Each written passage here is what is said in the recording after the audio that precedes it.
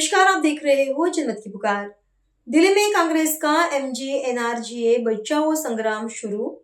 सड़कों पर उतरे जयराम रमेश, पवन खेड़ा जैसे वरिष्ठ नेता। कांग्रेस ने शुक्रवार को राजधानी दिल्ली में मनरेगा बचाओ संग्राम कार्यक्रम का आयोजन किया है। पार्टी के तमाम नेता VB जयरामजी कानून के खिलाफ सड़कों पर उतरकर अपनी आवाज बुलंद कर दी है। दिल्ली कांग्रेस के प्रदेश अध्यक्ष देवेंद्र यादव, पवन खेड़ा और जयराम रमेश सहित कई नेताओं ने हाथों में बैनर पकड़ कर जोरदार नारे लगाए। मनरेगा चोर गद्दी छोड़, हर हाथ को काम दो, हर काम को दाम दो जैसे नारे बैनर पर लिखे दिखाई दिए। इस दौरान पुलिस ने कांग्रेस के कुछ नेताओं को डिटेन भी किया। इस दौरान देवेंद्र यादव, पवन खेड़ा और जयराम रमेश ने क्या कुछ कहा, सुन लीजिए।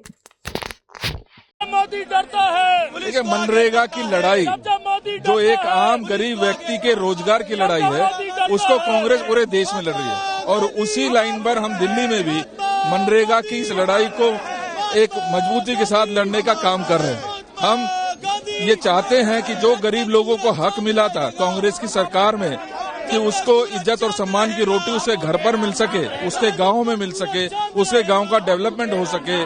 जिस तरीके से मोदी जी ने उसको तोड़ा है, उसको खत्म करने का काम किया है, दिल्ली और पूरे देश में कांग्रेस उस मजबूती के साथ उस लड़ाई को लड़ने का काम कर रही है। एक कदम इन्होंने उठाया है जिसका मुकाबला कर रहे हैं।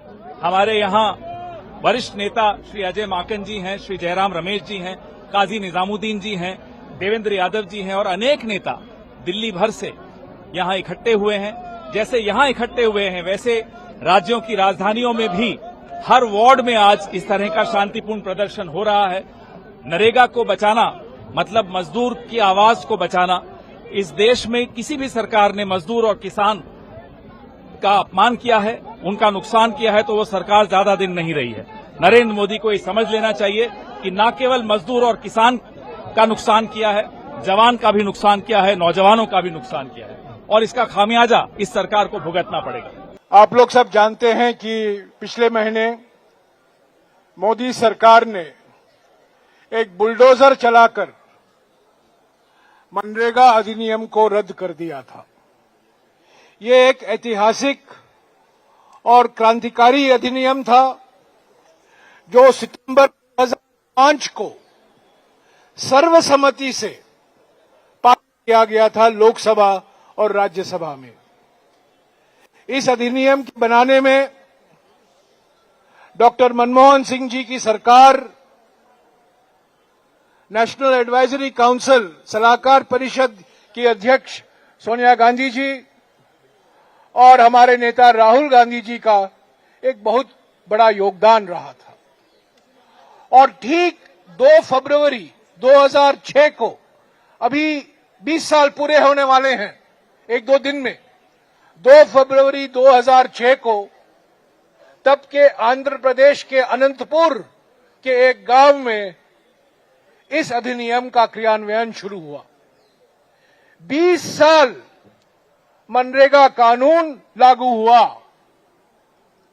ये एक संवैधानिक हक था रोजगार गारंटी का। ये कोई सरकारी गारंटी नहीं था, ये कानूनी गारंटी था। ये प्रशासनिक गारंटी नहीं था, ये कानूनी गारंटी था जो हमारे संविधान के तहत करोड़ों परिवार को मिला। हर साल 4.5 से लेकर 5 करोड़ परिवार, खासतौर से भूमिहीन परिवार, दलित, आदिवासी, वंचित वर्गों के परिवार और खासतौर से महिलाओं को रोजगार गारंटी मिला। पहली बार पंचायतों को मजबूत किया गया और पंचायतों के द्वारा ही ये कानून लागू किया गया। और पहली बार, जो अभी लोग बोलते हैं आपके खाते में पैसा सीधा सरकार भेज रही है, पहली बार मनरेगा कानून के तहत डायरेक्ट बेनिफिट ट्रांसफर, यानी कि हर एक महिला, हर एक भूमिहीन परिवार के बैंक के खाते में उनका मजदूरी दर डाला गया।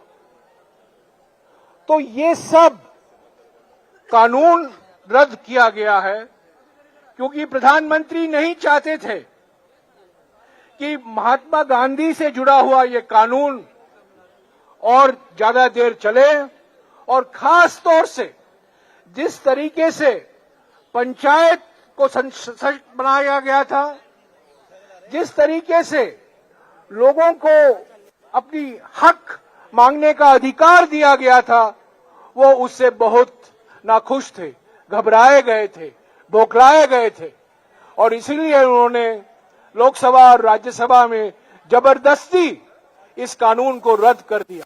अगर आपने हमारा अभी तक चैनल सब्सक्राइब नहीं किया है तो कृपया चैनल सब्सक्राइब कर लें, लाइक करें, शेयर करें, कमेंट करें। तो मिलते हैं फिर किसी और खबरों के साथ। नमस्कार।